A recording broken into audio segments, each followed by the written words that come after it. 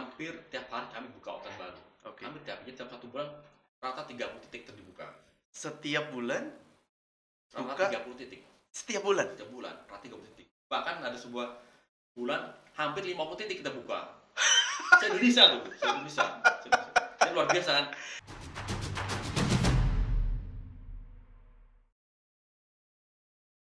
Oke, sahabat brand, sangat menarik tadi di part pertama kita mendengar inspirasi dari Pak Adang Wijaya selaku owner dari Green Nitrogen gitu ya.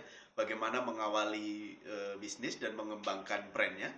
Diawali dengan 0 rupiah selama 3 bulan. Nah, pertanyaannya kalau 0 rupiah 3 bulan ini kan modalnya dari mana gitu. Kita pengen tahu gimana Pak Adang ceritanya. Ya, ini masih modal pertama kali kita buat itu kan dari apa? Saya benar-benar angin. 0 rupiah. Baru jam 0 juga. Artinya saya saat itu pulang dari pergi haji tahun 2010. Artinya saya udah habis-habisan.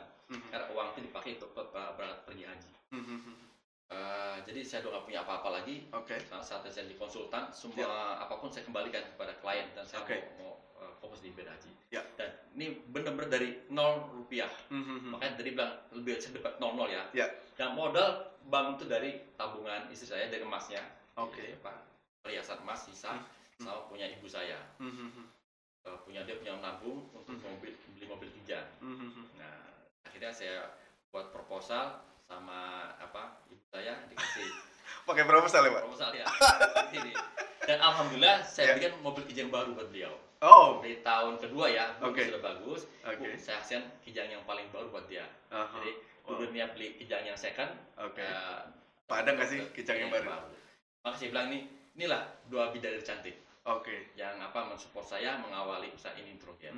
Karena saya saat dulu itu saya tidak begitu yakin nih nitrogen bisa gede nggak gitu kan.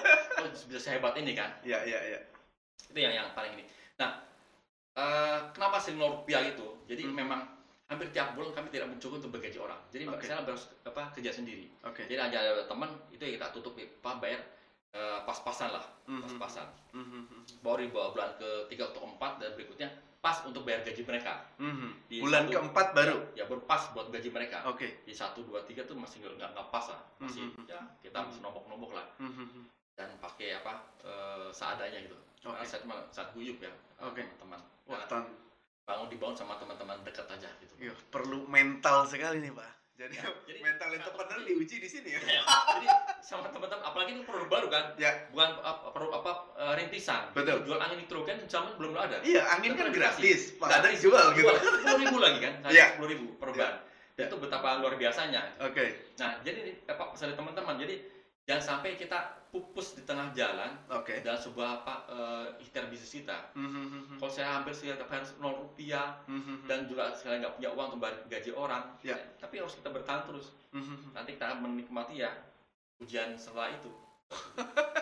Nah, ini yang menarik. Jadi kalau tadi awal mula ini kan berjuangnya luar biasa, 3 bulan terutama, dan terus mendapatkan kepercayaan dari Ferrari dan dapat lampu hijau dari Pertamina untuk membuka di beberapa titik. Ceritanya gimana Pak Adang? Nah, setelah Pertamina itu memberikan mencoba 10 titik terbaiknya. 10 titik terbaiknya sejauh Botabek. Saya buka dan lainnya bagus dan juga diuji. Ternyata hasil evaluasi audit mereka juga bagus. Akhirnya menstandarisasi semua SPBU milik negara yang dikelola PTPR itu hampir 70-an. Dikasih nitrogen. Saya buka dengan cepat itu. Memang saat itu saya itu tidak menikmati hasil jerih payahnya itu. Dari keuntungan diputar gitu ya? Diputar lagi gitu ya? Dan luar biasa karena SPBU Pertamina pasti sebuah SPBU terbaik ya, rintisan, yang juga jadi patokan SPBU lainnya.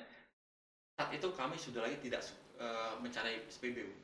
Karena SPBU datang sendiri. Yang di awal saya susah mencari SPBU di tempat usaha dan ditolak. Tapi saat itu malah mereka yang minta. Jadi sampai merah. Bahkan disiapin. Ini titik balik ya Pak. Pak. Udah sini dari saya. Tempatnya udah Bapak nggak usah bayar segala macam. Sampai sebegitunya. Ya. Jadi karena memang ternyata tuh nitrogen menjadi pelayanan bagus. Karena saat itu juga Pertamina lagi promo pertama kan. Oke. Pertama nggak gitu laku banget kan saat itu lagi edukasi lama. Ya. Akhirnya di branding sama nitrogen. Oke. Pertama garis nitrogen Ya. garis pertama gitu kan. Oke. Satu saya buat gitu. Oke, Pak Adang, sebelum ke sana, saya sangat menarik. Kenapa? Karena ketika awal-awal ini kan belum menggembirakan gitu ya. Setelah itu dapat kepercayaan. Nah, ketika buka beberapa gerai tadi dapat kepercayaan di 10 titik SPBU, apa sih yang dilakukan Pak supaya standar dari bisnisnya atau standar dari brandnya ini betul-betul mungkin dari bentuk outletnya kah, dari standar layanannya kah, atau standar produk atau jasanya kah, atau SDM-nya sendiri gitu ya, diberikan knowledge, mungkin bisa diceritakan Pak Adang. Betul Pak Mas Rik. Jadi memang saat itu kita udah harus menstandarisasi. Pertama juga harus menstandarisasi kan. Harus pakai sepatu, harus pakai seragam. Terus butuh seragam. Nah, saya belum menseragamkan. Dari bentuk fontnya saja, font tulisan harus saya seragamkan. Brand identity-nya distandarkan. Standar semuanya. Jadi logo di mana, untuk sebuah standarkan. Warna juga segala macam. Anak-anak pun yang terampil juga ada standarkan. Sampai satu saya juga bikin training centernya. Pak Adang bangun training center ya. Gitu. Atau memang lagi dapat ini kan 10 dapat lagi yang banyak ya kan. Jadi Pak yang di training waktu itu Pak yang diberikan? Pertama pelayanannya. Pelayanan. Karena saya itu ada karena ini jasa ya. Jasa kan. Ya, satu betul. Lagi layanan nomor 1 betul. Mengutamakan 3 S ya. Senyum, sapa, salam tuh kan. Senyum, sapa, salam. Ini wajib ya. Terakhir saya ada doanya. Kenapa setiap dia ada semisal dia ucapkan terima kasih, Bu, hati-hati di jalan Bu ya. Nah, ada doanya itu kan. Jadi 3S plus D ya. D doa. Senyum, sapa, salam, dan terima kasih. Doain. Artinya apa? Yang menjadi kesan terbaik situ. Ternyata teman-teman kami yang udah menjaga situ, pelayanan kami yang paling bagus yaitu dibuka pintunya. Terakhir itu ada doanya. Bu, selamat di jalan, hati di jalan, semoga sampai tujuan. Itu jadi apa? Jadi mendoakan konsumen kita gitu ya. Itu salah satu yang membuat konsumen mungkin bisa balik lagi gitu ya. Biasa orang ini, Bu, kapan datang lagi gitu, so itu kan, kalau enggak kita berikan hati-hati di jalan dan semua selamat sampai tujuan. Nah, kita buat standar dari semuanya. Dan tadi saya bilang saat itu hadir karena jadi departemen retail dari kita kontak departemen retail banyak, dan juga akhirnya datang dari ini kan SPB yang non negara ya, namanya Dodo ya, dealer own, dealer operate. Itu juga banyak sekali tawaran untuk dibuka, bahkan dapat karpet merah ya. Bebas sewa. Itu di bulan keberapa Pak? Di tahun keberapa? Itu udah di tahun kedua, di bulan udah di tahun kedua. Ya. 2011, 2012 sudah banyak. Nah, di 2012 sampai 2013 itulah yang paling besar. Hampir tiap hari kami buka outlet baru. Hampir tiap satu bulan rata 30 titik terbuka. Setiap bulan buka 30 titik. Setiap bulan rata 30 titik. Bahkan ada sebuah bulan hampir 50 titik kita buka. Indonesia. Ini luar biasa kan. Betapa modal butuh banyak sih. Jadi kita putar aja. Betul. Nah, kami membangun kerja sama bisnis ke teman-teman. Modelnya kan sambil filosofi silaturahim, berjamaah dan bersilaturahim. Artinya apa? Berjamaah dan bersilaturahim. Artinya apa? Kalau kita sholat berjamaah dalam di Muslim, ada imamnya, ada jamaahnya, saf harus rapat. Artinya kita harus kompak. Dan ada imam yang memandu. Artinya apa? Kita harus taat pada imam. Saya sebagai imam, sebagai pemilik perusahaan, teman-teman yang para kerabat itu ikut berinvestasi, patungan share. Satu titik bisa di-share 2 atau 3 orang. Saya menyarankan gitu. Kenapa? Satu titik harus berjamaah. Jangan satu titik satu orang. Saya nggak mau gitu. Satu titik harus berjamaah. Yang doain banyak. Kalau satu titik satu orang, kamu doa sapu sendiri. Tapi kalau satu titik 2-3 orang, yang doain 2-3 orang. Nah, sebenarnya itu. Nah, itulah pas lebih banyak kami itu banyak teman-teman yang untuk membangun men-share dananya untuk kami bukaan outletnya. Lebih banyak kerabat-kerabat. Kerabat apa? Teman-teman SMA, teman-teman satu pergi haji, teman-teman satu komplek perumahan gitu. Nanti jadi satu kunci bagi teman-teman sahabat brand ya. Kalau kita punya bisnis, sampai sahabat kita, teman kita, tetangga kita tidak mau berbisnis, tidak mau berinvestasi sama kita, ada apa dan kita? Atau kata kunci kepercayaan itu. Kalau teman kita percaya sama kita, pasti dia akan berinvestasi. Jadi kita secara pribadi pun, jika kita membangun bisnis kita atau brand kita itu, secara personal kita harus dipercaya oleh orang terdekat kita gitu ya. Itu kunci ya Pak? Kunci itu aja. itu jadi kokoh. Jadi kan pernah brand saya itu kan digoyang dengan apa, nitrogen palsu kan. Nah, alhamdulillah dengan teman-teman di situ banyak, hampir 200 lebih saat itu. Di 2012 tuh, betul, 200. Bahkan di total hampir 300 lah. Kami yang membatasi ya. Karena ya teman-teman terdekatnya sahabat, kami tidak menjual ke teman-teman yang lain. Karena tadi tujuan kami hanya membangun silaturahim teman-teman kerabat aja. Nah, itu hampir 300 titik. Tadi menarik Pak Adam, ada nitrogen palsu gitu ya. Ini begitu bisnis sudah berkembang, ada isu tentang green nitrogen palsu, apa Pak yang dilakukan? Saat itu memang entahlah ada apakah pesaing yang menggoyang kami, ataukah memang ada sebuah pelanggan yang tidak puas dengan pelayanan kami, tapi kejadian itu bukan di outlet kami, tapi di outlet pesaing ya, yang katanya kalau isi nitrogen dipakai mesin itu ada yang pakai kompresor itu dikatakan itu palsu karena angin biasa. Padahal yang benar sebuah nitrogen, usaha nitrogen itu ada dua perangkat itu, ada mesin nitrogen generator, kompresornya. Nah, tugasnya untuk memproduksi nitrogennya. Kalau yang pakai tabung kan udah ada nitrogen ini. Tapi kelemahan yang pakai tabung itu nggak bisa divakum kan. Nah, kalau ini bisa divakum karena dibersihkan dulu. Nah, ini ya kelebihan pakai ini. Maka semua outlet kami pasti pakai mesin nitrogen generator sama kompresor. Nah, saat itu memang ada pelanggan yang nggak paham. Yang dia pikir nitrogen itu harus pakai tabung. Malah kalau yang zaman sekarang harus pakai mesin yang lebih cepat layanannya dan juga lebih terjamin kemurniannya. Sangat menarik. Jadi semakin besar brandnya, nah itu goyangan pertama. Tiupan anginnya makin kuat ya. Isu banyak. Nah, tapi alhamdulillahnya saat itu banyak media massa datang ke kami. Bertanya. Iya, bertanya. Akhirnya tambah meledak lah tuh brand kami. Justru dari terpaan tadi malah dapat hikmahnya ya Pak. Hikmahnya, dia banyak yang datang sih untuk klarifikasi. Nah, itulah. Jadi kita jangan, kata kunci tadi pesannya, jangan sampai kalau ada sebuah terpaan atau ada musibah kita jangan hati kita harus tetap lurus ya. Bagaimana kita menjelaskan dengan yang baik. Jadi ujian itu untuk kita naik tingkat kan, naik kelas itu. Nah, jadi setelah itu brand makin kuat. Kenapa? Dipublikasi oleh media-media online dan juga media-media massa. Berapa media waktu itu Pak yang? Saya nggak hitung ya, agak banyak juga memang yang ini. Jadi baju liputan banyak, bahkan jadi cover utama segala macam tuh ya, luar biasa lagi. Iya. Pak Adang, tadi yang menarik di catatan saya tadi yang awal. Nah, ketika bisnis green nitrogen ini mendapat angin perubahan lah ya. Kenapa hampir setiap hari ini kan buka outlet gitu ya. Apa Pak yang dipersiapkan Pak supaya pondasi dari brand ini benar-benar kuat Pak? Ini kan tantangan sekali nih, per hari cepat sekali gitu ya.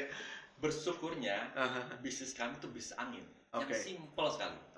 Ya, bisnisnya mudah gitu ya. Simple ya, yang simple ya. Jadi tidak begitu pusing.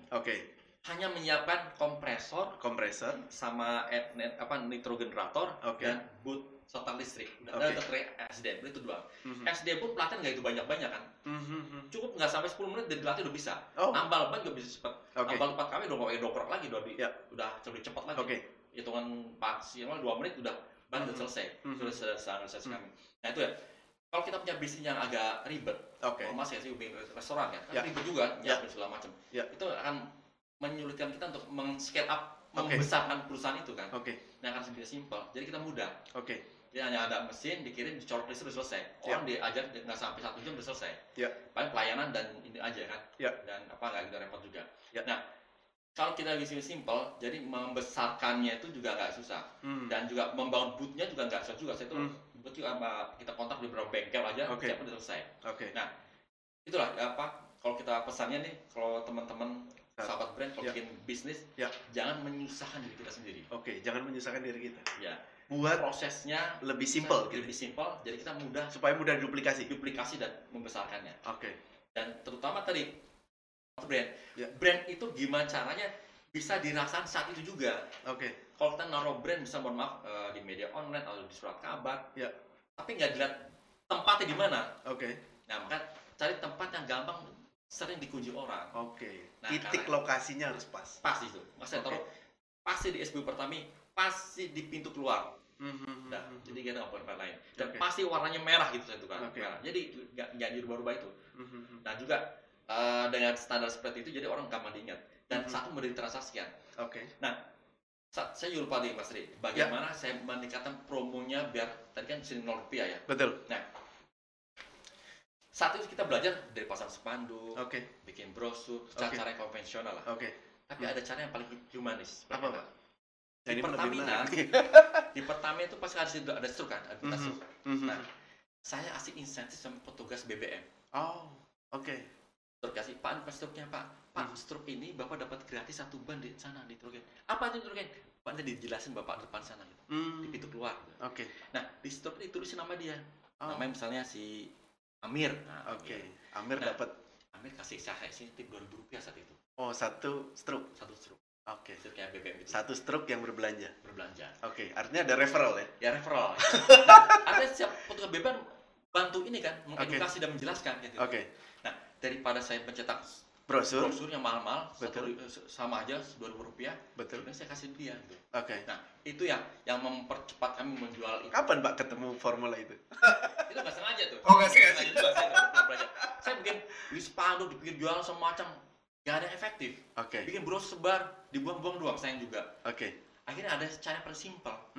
Itu struknya BBM itu. Karena konsumen SPBU itu sudah clear kan? Ya, mereka datang transaksi dan mereka belanja habis beli bensin atau solar gitu ya. Struk itu keluar bisa ditukarkan. Iya, kan tempat bisa di pintu keluar. Bisa ditukarkan ya? Artinya dia bisa ada layanan gratis 1 ban. Layanan gratis 1 ban. 1 ban. Oh, itu diberikan layanan gratis 1 ban. Sehingga dia mencoba jasa Green Nitrogen, setelah itu dia tawarkan untuk ban yang lain gitu Pak. Nah, saat itu kan kami dilarang kan, petugas kami tuh dilarang ini kan nyebar brosur atau berkeliaran di SPBU nggak boleh kan? Artinya dengan cara seperti itu ada diizinkan. Menarik Pak Adang. Sahabat Brand, tadi di part kedua ini kita lihat banyak sekali pembelajarannya. Satu gitu ya, bisnis dibuat simple supaya mudah diduplikasi. Yang kedua, titik lokasinya ternyata ini titik lokasi yang sangat prime, sangat bagus.